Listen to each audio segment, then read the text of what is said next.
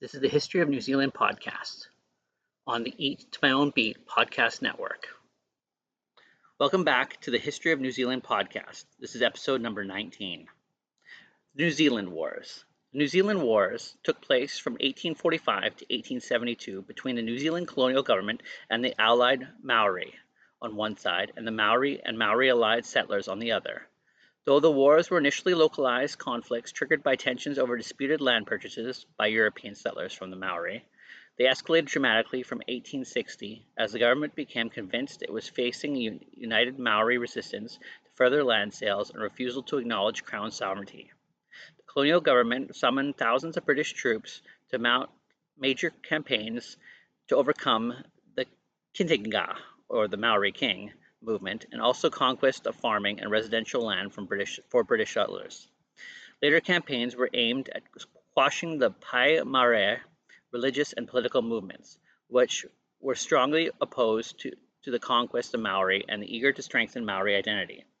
The Maori religious movements that promoted pan-Maori identity played a major role in the wars. At the peak of the hostilities in the 1860s, 18,000 British Army troops, supported by artillery, cavalry, and local militia, battled about 4,000 Maori warriors. In what became a gross imbalance of manpower and weaponry. Although outnumbered, the Maori were able to withstand their enemy with techniques that included anti-artillery bunkers and the use of carefully placed pa, which were fortified villages, that allowed them to block their enemy's advance and often inflict heavy losses, yet quickly abandoned their positions without significant loss. Guerrilla-style tactics were used by both sides in later campaigns, often fought in dense bush. Over the course of the Taranaki and Watco campaigns, the lives of about 1,800 Maori and 800 European settlers were lost. The total Maori losses over the course of all the wars was exceeded 2,100.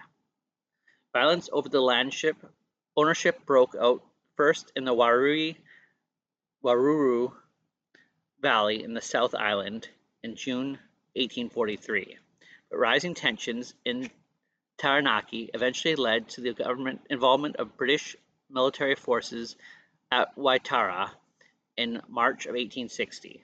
The war between the government and Kintinga Maori spread to the other areas of the North Island, the biggest single campaign being the invasion of Waikato in 1863-1864.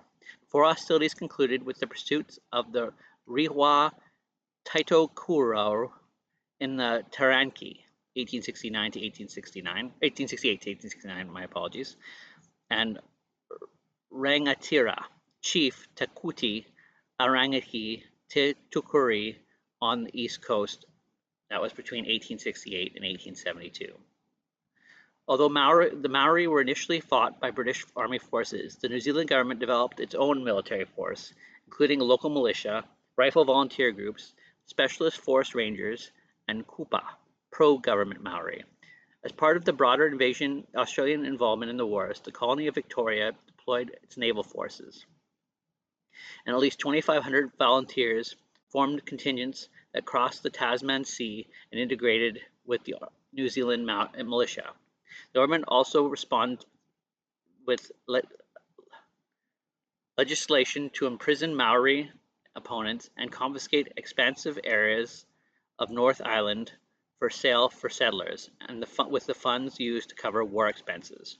Punitive measures that are on the east and west coast provoked an intensification of Maori resistance and aggression.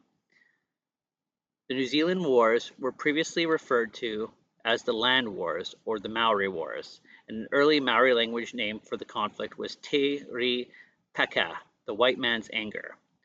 Historian James Bellick popularized the name of the New Zealand Wars in the 1980s, although according to Vincent O'Malley, the term was first used by historian James Cowan in the 1920s. Thank you for listening to the History of New Zealand podcast. We're found on YouTube and anywhere else you could find your normal podcasts.